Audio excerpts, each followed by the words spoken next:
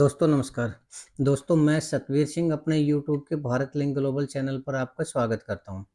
दोस्तों सबसे पहले तो मैं अपने कल के वीडियो के बारे में कुछ बताना चाह रहा हूं। एक्चुअली मैं कल के वीडियो में एक फैक्चुअल मिस्टेक हो गई मेरे से, यानी तथ्यात्मक गलती। और तथ्यात्मक गलती क्या होगी कि जो मैंने राव इंद्रजीत जी का इंटरव्यू देखा था उसमें उन्होंने कहा था कि रेवाड़ी के अंदर एम्स बनाना था, जो कि खट्टर साहब ने कहा था कि हर एक जिले के अंदर एक एम्स होना चाहिए।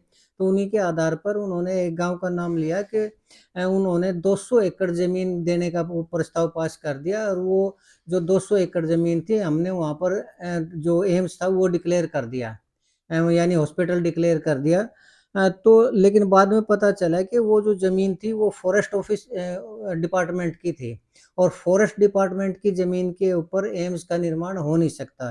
तो इसमें दोस्तों गलती मेरे से ये हो गई कि अब आजकल चूँकि ये मामला भगवानपुर और रामगढ़ का मामला जो चला हुआ है और 200 बेड के हॉस्पिटल का चला हुआ है, तो क्योंकि मैं रेवाड़ी के एरिया से संबंध नहीं रखता, तो मुझे उस एरिया के बारे में पता नहीं कि कहाँ कौन-सा गाँव है, किस गाँव का क्या नाम है। तो मैंने यही समझा कि शायद राव इंद्रजीत जी हैं, वो भगवानपुर वाली ज़मीन का ही ज़िक्र करने लग रहे हैं, क्योंकि ये यहाँ पर भी एक 200 बेड का हॉस्पिटल था, लेकिन एक्चुअली में उन्होंने 200 एकड़ ज़मीन की थी, तो वो जो गाँव था वो मनेठी था। और भगवानपुर और रामगढ़ की जो ज़मीन थी, पंचायती ज़मीन थी, इसमें किसी तरह का फॉरेस्ट डिपार्टमेंट का किसी भी तरह का कोई व्यवधान नहीं था। तो ये इस चीज़ के लिए मैं थोड़ा-सा माफ़ी चाहूँगा कि वो गाँव का नाम थोड़ा-सा चेंज हो गया मेरे से। तो कल के लिए वो इस वीडियो के लिए हालाँकि इसके ऊपर ऑब्जेक्शन भी आया, तो मैं आज ये स्पष्टीकरण देना चाह रहा था। ख़ैर दोस्तों, अब बारी है आज के वीडियो की। तो दोस्तों कई बार आदमी है ना, जब अपनी ज़रूरत से ज़्यादा खा लेता है, तो उसको बदहज़मी हो जाती है। और कई बार जो बदहज़मी है ना, वो थोड़ी ही उसका असर ज़्यादा हो जाता है, तो उसको डॉक्टर को दिखाना पड़ता है। और जब डॉक्टर को दिखाना पड़ता है और जब पता चलता है कि ये तो बदहज़मी कुछ ज़्यादा ही है, और छोटे डॉक्टर हैं उसके हाथ में से बात निकल चुकी है, वो इसको कंट्रोल कर नहीं सकता, यानी इस बदहज़मी का इलाज कर नहीं सकता, तो फिर वो भेजता है बड़े डॉक्टर के पास। अब बड़े डॉक्टर के पास ही इसका इलाज होता है। तो अब आप समझ रहे बात ये सोच रहे होंगे कि ये एकदम से बदहज़मी और ये बड़ा डॉक्टर और छोटा डॉक्टर ये कहाँ से आ गया? क्या मामला क्या है? तो दोस्तों मैं बताऊँ कि ये किन को बदहज़मी हुई, क्या मामला है? दरअसल ये जो बदहज़मी हुई है ना, ये अपने जो ये अहिरवाल के बड़े चौधरी साहब हैं, यानी राव इंद्रजीत जी, उनके जो समर्थक हैं, 11 समर्थक उनको ही है। हालाँकि हुई तो थी 12 को, लेकिन एक जो विधायक है वो तो कांग्रेस पार्टी से है, तो उनको बदहज़मी का और बड़े डॉक्टर साहब से इलाज करवाने का कोई वो नहीं है। तो 11 विधायकों को जो बदहज़मी हुई उसी की हम चर्चा कर रहे हैं। और वो ये है कि मामला ये है कि जो आजकल चर्चा में चला हुआ डिनर डिप्लोमेसी के नाम से जो राव इंद्रजीत जी ने डिनर के लिए अपने समर्थकों को बुलाया था, और जो सरकार से खटपट चल रही थी उसमें थोड़ी-सी अपनी वो पावर दिखाना चाह रहे थे, अपनी ताकत दिखाना चाह रहे थे कि मेरे इतने विधायक हैं वो मेरे समर्थन में हैं। लेकिन दोस्तों ये थी तो चुपचाप मीटिंग, लेकिन पता नहीं मीडिया में ये चीज़ लीक हो गई, और मीडिया में लीक होने से ये बात पहुँच गई पार्टी हाईकमान के पास। तो पार्टी हाईकमान ने जब देखा कि बड़े चौधरी साहब हैं अहिरवाल के, वो चुपचाप मीटिंग करने लग रहे हैं, कोई खिचड़ी पकाने लग रहे हैं, तो उन्होंने बड़े डॉक्टर साहब को बताया इसके बारे में। बड़े डॉक्टर साहब का मतलब खट्टर साहब। तो खट्टर साहब ने जब मामले का पता किया तो उनको भी गुस्सा उठा। उन्होंने बताया अपने छोटे डॉक्टर साहब को, यानी नायब सिंह सैनी जी को, कि मामले को देखो क्या है। तो जब नायब सिंह सैनी जी को पता चला तो उनकी आँखें हुई लाल, और उन्होंने इनको फ़ोन करके न और इनको बता दिया कि मामला क्या-क्या है, तो इनके वो हाथ-पाँव फूल गए। तो अब जब इन्होंने सोचा कि बात इतनी दूर तक फैल गई है, तो क्या करें? तो ये जो 11 विधायक थे, सबसे पहले तो मैं आप लोगों को इन 11 विधायकों के नाम बताना चाहूँगा। क्यों? क्योंकि ये जो डिनर वाला मामला है, डिनर डिप्लोमेसी के नाम से फ़ेमस हो रहा है और पूरे मीडिया में इसकी चर्चा हो रही है। तो बार-बार ये कह रहे हैं कि कौन से समर्थक थे, तो जो हमारे ख़ासकर उत्तर हरियाणा के हैं, उनको इनके बारे में नहीं पता, दक्षिण हरियाणा वाले तो जानते होंगे कि कौन-कौन है। फिर भी मैं थोड़ा इनको नाम बताना चाहूँगा जो उस डिनर में शामिल हुए थे। ये थे सबसे पहले नाम लेना चाहूँगा मैं रेवाड़ी के विधायक राव लक्ष्मण यादव जी, क्योंकि वो भी चर्चा में आजकल चले हुए हैं भगवानपुर वाले मामले में। और अच्छा दूसरा फिर ये है कि कोसली के विधायक है अनिल यादव जी, और एक महेंद्रगढ़ के विधायक है कंवर सिंह यादव जी, नारनौल के विधायक है ओम प्रकाश यादव जी, सोना के विधायक है तेजपाल तंवर जी, और बाडड़ा के विधायक है उमेश सिंह जी, उमेश सिंह पातुवास जी, और दादरी के विधायक है सुनील सांगवान जी, गुड़गांवा के विधायक है मुकेश शर्मा जी, बावल से विधायक है कृष्ण कुमार जी, और इसके अलावा पटौदी के जो विधायक है निर्मल चौधरी जी तो हैं ही है, और सबसे जो इम्पोर्टेंट थे वो हैं अटेली के विधायक आरती राव जी। आरती राव जी का ही वो मकान, वो कोठी थी वहाँ पर, और वो स्वास्थ्य मंत्री, और उन्हीं के वहाँ पर जो डिनर हुआ था उनके निवास स्थान के ऊपर हुआ था। तो जब सैनी साहब को इस चीज़ का पता चला तो इनमें घबराहट हुई कि यह तो मामला कहीं उल्टा ना पड़ जाए, तो ये गए सैनी साहब के पास, इनमें से 6 विधायक ना अपने मुख्यमंत्री साहब के पास।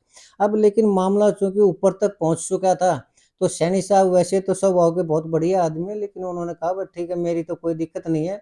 मैं तो जैसा आप लोग कहेंगे वैसा कर दूँगा, लेकिन अभी मामला पहुँच चुका है ऊपर तक, और आपको बड़े डॉक्टर साहब यानी खट्टर साहब के पास जाना पड़ेगा। अब खट्टर साहब का नाम सुन के न इन लोगों की होगी सिट्टी-पिट्टी गुम कि खट्टर साहब के पास जाएँगे, क्या करेंगे, क्या कह देंगे पता नहीं। तो ये मामले को सुलटाना तो चाह रहे हैं नायब सिंह सैनी जी के द्वारा ही, लेकिन सैनी साहब हैं उस मामले में हाथ खड़े कर चुके हैं। हालाँकि इस मामले में आज जो इंटरव्यू था इस डिनर डिप्लोमेसी वाले मामले में राव इंद्रजीत जी ने भी कहा था कि इस तरह की कोई बात नहीं है, और न ही हमारा कोई विधायक नायब सिंह सैनी जी से मिलने गया, और न उन्होंने कुछ कहा। लेकिन ये बातें तो दोस्तों कही जाती है, क्योंकि कोई भी नेता ये नहीं बताएगा कि मेरे से वो नाराज़ चल रहे हैं, मुख्यमंत्री जी नाराज़ चल रहे हैं, या कोई केंद्रीय मंत्री जी नाराज़ चल रहे हैं, तो कौन बताता है अपनी उसकी? तो ये बात तो छुपाई जाती है, लेकिन जो राजनीतिक हलकों में वो चर्चा यही है कि इस डिनर डिप्लोमेसी की भनक है वो ऊपर तक लग चुकी है, और ऊपर का जो महकमा है वो हो चुका है नाराज़। और अब उनकी नाराज़गी, ये 11 विधायक है, उनके ऊपर भारी पड़ने वाली है, उनको भी समझ में नहीं आ रहा कि मामले को सुलटे तो कैसे सुलटें? तो नायब सिंह सैनी जी को मनाने के लिए गए, लेकिन वो ये खट्टर साहब के पास जाना नहीं चाह रहे। तो अब ये किसी न किसी तरीके से चाह रहे हैं कि इस मामले को नायब सिंह सैनी जी ही सुलटें। लेकिन उनके हाथ में बात है नहीं, तो वो कह रहे हैं कि मेरे बस की बात है नहीं, ये तो खट्टर साहब के पास ही जाना पड़ेगा, खट्टर साहब इस चीज़ को सुलट सकते हैं। तो अब इन विधायकों को, 11 विधायकों को ये समझ में नहीं आ रही कि ये क्या करें, कैसे करें? खट्टर साहब के पास जाएँ, वो कुछ उल्टा-सीधा बोल दें या डाँट मार दें या कोई और एक्शन ले लें, तो कभी इनके करियर पर भारी ना पड़े। तो ये मामला आजकल दोस्तों चला हुआ है, और इसी मामले का आजकल इसने इन्होंने इंद्रजीत जी ने भी कहा था कि इस तरह का कोई मामला नहीं है, लेकिन ये पूरे ज़ोर-शोर से, और ये बिल्कुल फैक्ट है, और ये मीडिया में भी ये आई हुई है कि ये मामला सैनी साहब के पास गया था, सैनी साहब ने इनको आगे जाने के लिए बोल दिया। तो ये चर्चा का विषय है, भले ही इसमें राव इंद्रजीत जी मना करें, या राव इंद्रजीत जी ये कहें कि मैंने उनसे पूछ लिया, उनसे पूछ लिया, उनसे पूछ लिया, उन्होंने तो मना कर दिया कि हमें तो सैनी साहब के पास हम तो गए ही नहीं, या फिर उन्होंने हमें बुलाया ही नहीं। लेकिन ये मामला चला हुआ है दोस्तों, और क्या गुल खिलाता है, कैसे खिलाता है, ये आने वाला टाइम ही बताएगा कि इसका क्या प्रभाव होगा। जो भी होगा, जैसे भी जो भी फीडबैक आएगी वो मैं आपको ज़रूर बताऊँगा। लेकिन मैं इतना ज़रूर कहना चाह रहा हूँ कि राव इंदरजीत जी हैं, ठीक है, एक समझदार नेता हैं, बहुत पुराने नेता हैं। उन्होंने शायद यही समझा होगा कि अपनी पावर दिखाने का इससे बड़ा मौका और कोई है नहीं, और एक्चुअली में उनके पास हैं भी 11-12 विधायक, उनके पास हैं भी। तो उन्होंने अपना शक्ति प्रदर्शन किया होगा, लेकिन कहीं ये शक्ति प्रदर्शन उनके ऊपर भारी ना पड़ जाए। इसलिए मैं तो यही कहना चाहूँगा कि अब जो भी है, जैसा भी है, राव इंदरजीत जी को चाहिए कि वो अपना शांति के साथ आराम से राजनीति करें। क्यों? क्योंकि अब जो उनको मिला हुआ है, वो मेरे हिसाब से बहुत कुछ मिला हुआ है, और इस उम्र में अब और ज़्यादा मिल भी नहीं सकता। हालाँकि अगर सरकार चाहे, केंद्र सरकार चाहे तो उनको गवर्नर भी बनाया जा सकता है, या और भी राज्यसभा में भेजा जा सकता है, लेकिन उसके लिए तो वो मना कर चुके हैं कि मैं तो इलेक्शन की ही पॉलिटिक्स करूँगा, और वो इलेक्शन की पॉलिटिक्स कर भी सकते हैं, क्योंकि उनका एक वोट बैंक है, उनकी पकड़ है, और जिस दिन राज्यपाल या राज्यसभा के सदस्य बना दिए जाएँगे उनको, तो ये डिक्लेयर हो जाएगा, कभी इलेक्शन लड़ने लायक नहीं रहेंगे। लेकिन राव इंदरजीत जी हैं, वो एक कद्दावर नेता है, तो इलेक्शन का उनका ठीक फैसला है कि इलेक्शन ही लड़ेंगे वो।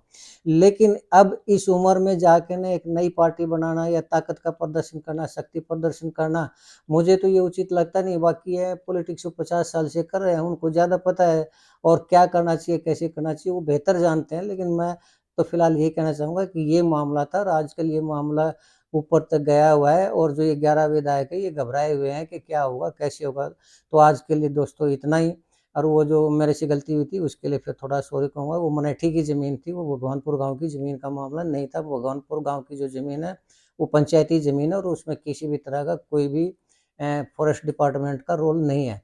तो आज के लिए इतना ही दोस्तों, मुझे उम्मीद है कि आपको मेरा ये वीडियो पसंद आया होगा।